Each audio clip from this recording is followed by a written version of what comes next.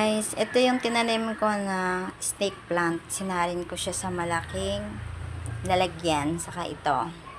Ayan, mga pinagpupunasan ko yung mga dahon niya. Ayan. Tapos, pinasa ko siya sa loob ng bahay. Ayan, for snake plant, guys. Ayan, ito naman, potos. Itong maliit na yan. Tapos, ito naman, bamboo plants. Yan, ang taas na ng bamboo plants. Lagyan ko ng, ribbon na red. Ayan.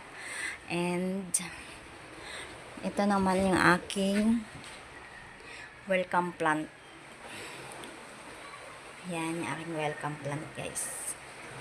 Ayan, dalawa siya. Yan aking pinaglilibangan, ang mga halaman at aking mga pusa. Mga super cats ko. Ayan, guys. May red ribbon din siya. Nilagyan ko rin siya ng pulang ribbon. Ayan. Yung aking welcome plants. Ayan. At meron din ako dito sa sala. Wait. Ayan. Ito pa yung isang halaman ko, guys. Ito, ayan, yung isang halaman ko na maganda rin siya. Ayan. At ito pa yung isang snake plant ko. Ayan pa yung isang snake plant na nasa sala.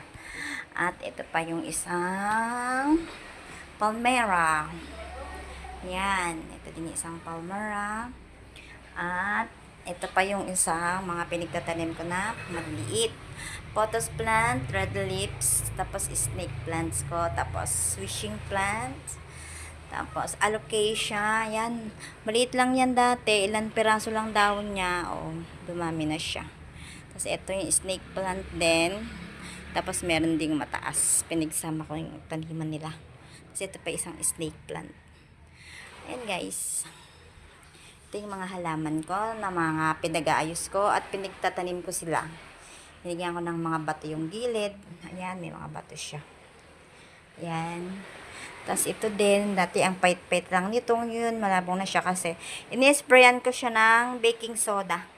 Baking soda daw, guys, pangpaganda sa halaman. Kaya makintab yung dahon niya. Tinan mo tong pothos plants. Makintab yung dahon niya. Gawa na, ini-sprayan ko siya ng baking soda. Yan, guys. Ito pa isa. Ito pa isa na snake plants. Yan. Ayan, guys. Thank you for watching to all my lucky plants. God bless.